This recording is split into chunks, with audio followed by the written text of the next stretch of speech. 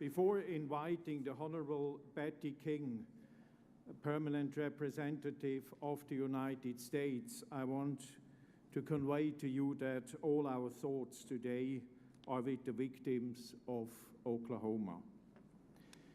The floor is yours. Afterwards, I will invite Algeria to speak. Thank you, Mr. Chairman, and thank you in particular for your statement of concern and support for our most recent disaster, which I certainly was going to refer to in my speech today anyway, so thanks a lot. Since the last global platform, the world has been struck with an unprecedented number of disasters. These include one of the most severe droughts ever recorded in the United States in 2012, followed by the catastrophic Hurricane Sandy that struck one of the most densely populated and urbanized areas in the United States. This year, we have already experienced significant destruction resulting from earthquakes in Iran, China, and elsewhere. Today, as I just said, we are experiencing the tragic impact of yesterday's tornado in Oklahoma. The challenges have never been greater, nor are collective efforts more important to reducing disaster risk. These and other events have accounted for some of the most destructive and costly disasters in recent history. For example, Hurricane Sandy was the second largest Atlantic storm on record.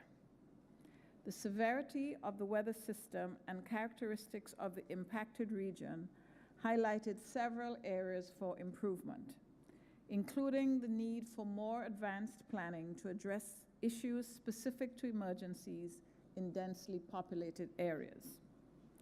However, scientific and technological advancements in early warning greatly reduced the loss of life, and innovative and collaborative efforts helped mitigate the storm's impact on critical urban infrastructure. Unfortunately, the global pattern of extreme weather and devastation has become routine, and governments must be prepared to adjust policies and practices and consider directing resources to manage risk in order to minimize devastation. To be sure, resources to address these risks are limited as many countries face significant and complex economic challenges that will not be resolved overnight. Consequently, disaster risk reduction efforts must be smarter, accessible at the local level, and aimed at achieving practical results. The international community must remain steadfast in pursuing the markers set out in the Hyogo Framework for Action, HFA, even as we lay the groundwork for post-HFA. The United States continues to endorse the framework's goals and apply its principles through our own institutions and internationally. For example, recognizing that preparedness is a shared responsibility, President Obama signed the National Preparedness Policy in March 2011. This policy engages the whole community, government, business, and individuals, in a systematic effort to make the United States safer and more resilient to hazards. The policy embraces many of the HFA's 5 priorities for action, such as reducing underlying risk and building a culture of resilience through our recently released National Mitigation Framework.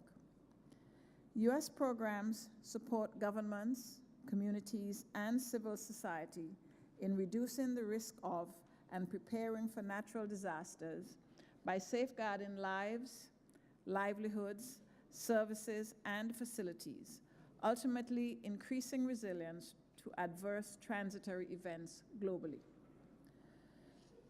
The United States supports the HFA as a strong basis for the HFA 2, recognizing that the follow-on framework must reflect increasingly prevalent challenges and trends such as climate change.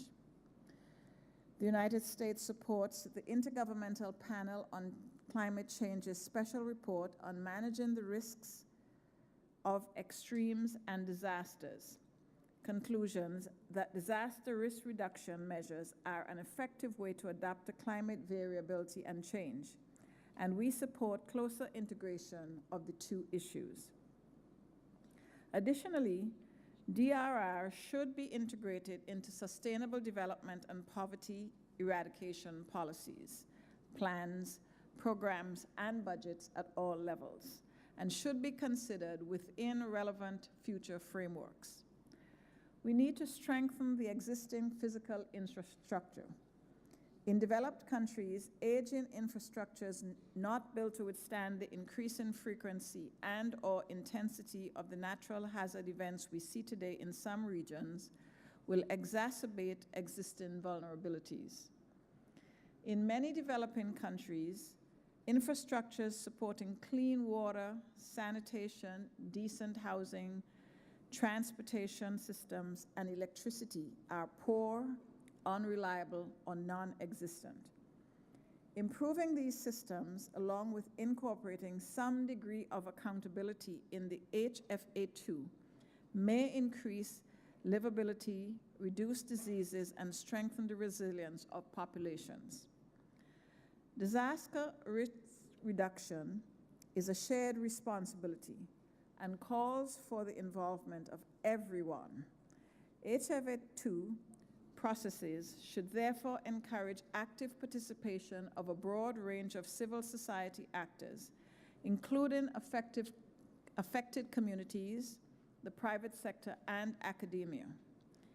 The HFA2 must pay increased attention to integrating the whole community into DRR measures, including individuals, such as persons with disabilities and older persons, who may experience a disproportionate impact during and after a disaster. While these challenges may seem daunting, the opportunities for collaboration are numerous. The United States remains committed to working with the international community towards the common goal of reducing disaster risks worldwide. Thank you.